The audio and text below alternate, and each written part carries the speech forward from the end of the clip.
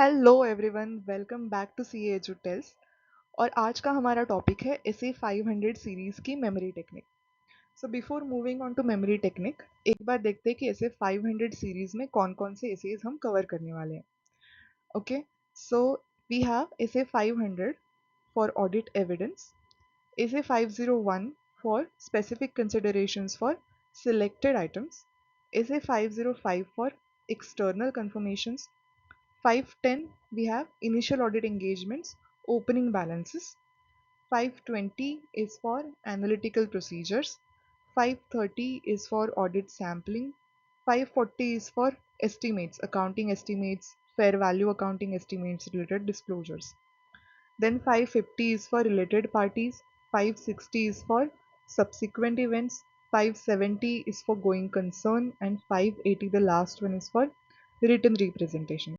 So don't worry, इतने सारे essays है, but by the end of this video you will be able to remember those very easily.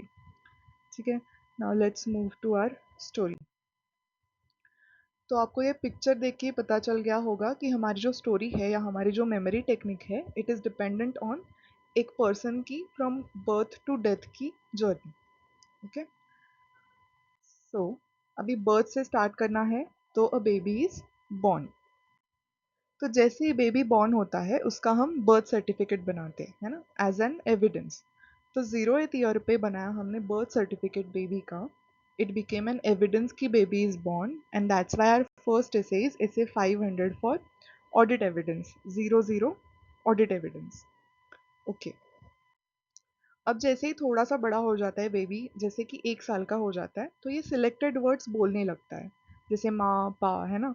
तो that's why baby speak selected words, and hence our next ऐसे becomes specific considerations for selected items.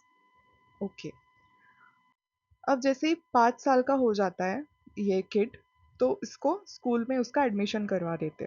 तो अभी तक तो ये घर पे था, तो उसको एक्सटर्नल वर्ल्ड पता नहीं था। तो जैसे स्कूल में जाता है उसका इंट्रोडक्शन हो जाता है एक्सटर्नल वर्ल्ड से, and that's Y 505 is external conformations.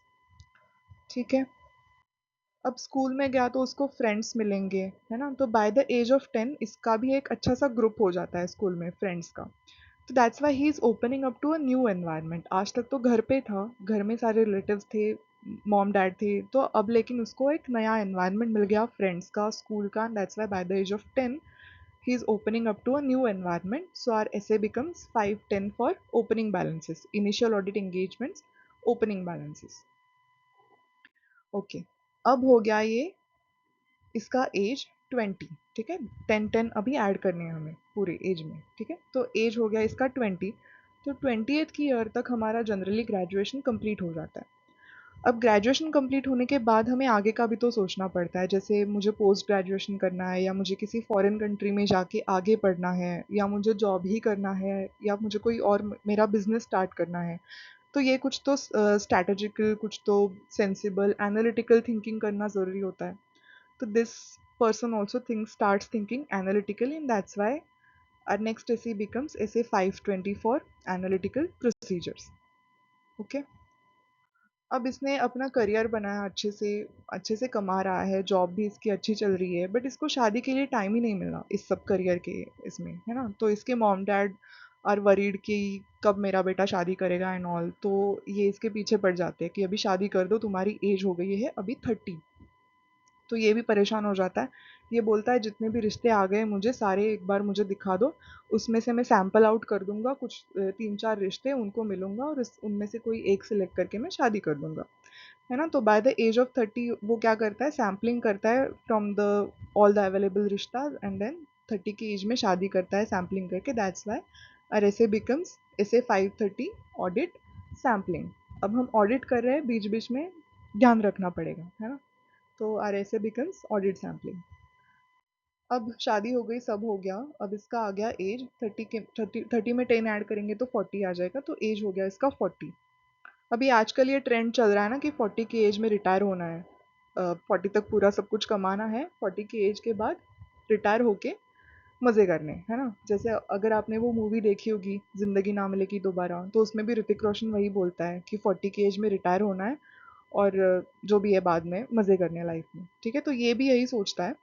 और ये सोचने में इसको क्या अभी देखना पड़ेगा कि मेरे पास अभी इनकम कितना हो जाएगा, मतलब सेविंग्स मेरे कितने हैं, अगर मैं रिटायर हो रहा हूँ तो मुझे ग्रेचुइटी पीएफ सारे कितने मिलेंगे, तो ये एस्टिमेट करने लगता है। If I can retire at the age of 40, तो इसका एस्टिमेटिंग सब स्टार्ट हो जाता है, and that's why 540 is accounting estimates, fair value estimates, है ना। फेयर वैल्यू आप ऐसे ध्यान में रख सकते हो कि इसके सेविंग्स है, कुछ एफडीज में है, कुछ इसके म्यूचुअल फंड्स में है, तो फेयर वैल्यू देखनी पड़ेगी म्यूचुअल फंड्स के एंड ऑल। तो ये सब एस्टिमेट्स इसके स्टार्ट हो जाते हैं। अब ये एस्टिमेट से पता चलता है इसको कि नहीं, ये मतलब कम पड़ेगा मुझे, तो मैं नहीं करूँगा रिटायर, ठीक है, नहीं होता रिटायर ये। अब हो जाता है इसका एज 50। तो 50 इज़ जनरली अ माइलस्टोन, तो बर्थडे सेलिब्रेट करते हैं 50th का। तो ये भी अपना बर्थडे रिलेटिव्स को सारे बुला के 50th बर्थडे सेलिब्रेट करता है। That's why are essay next essay becomes 550 is for related parties, क्योंकि रिलेटिव्स आ गए बर्थडे पे। ओके, बर्थडे हो गया। अब आ गई इसकी एज 60। अब फाइनली जो 40 में रिटायर होने वाला था वो 60 पे ही रिटायर हो जाता है। अब रिटायर होने के बाद आगे क्या करूँगा, सब्सिक्वेंटली मैं क्या करूँगा फ्यूचर में, ये सब ये सोचने लगता है। मतलब इसे कोई ट्रिप्स पे जाना है या और कुछ करना है जो ये जॉब करते टाइम नहीं कर पाया, तो ये सारी चीज़ें उसको वो सोचने में लगता है, and that's Y 560 become subsequent events, क्योंकि आफ्टर रिटायरमेंट क्या करना है सोच रहा है ना ये। तो सब्सिक्वेंट का मीनिंग भी वही है कि बाद में होने वाले events, that's why 560 subsequent events. Okay, तो अब ये हो गया अभी 70 ईयर्स का। अब 70 की एज में भी he is very fit, jogging vlogging सब कर रहा है, अच्छे से हैप्पीली रह रहा है, and that's why he is very happy कि एट द एज ऑफ 70 भी मेरा सब कुछ अच्छे से चल रहा है, everything is going really very well, and that's why your 570 ऐसे बिकम्स गोइंग कंसर्न। यस। अब आ जाता है एज 80।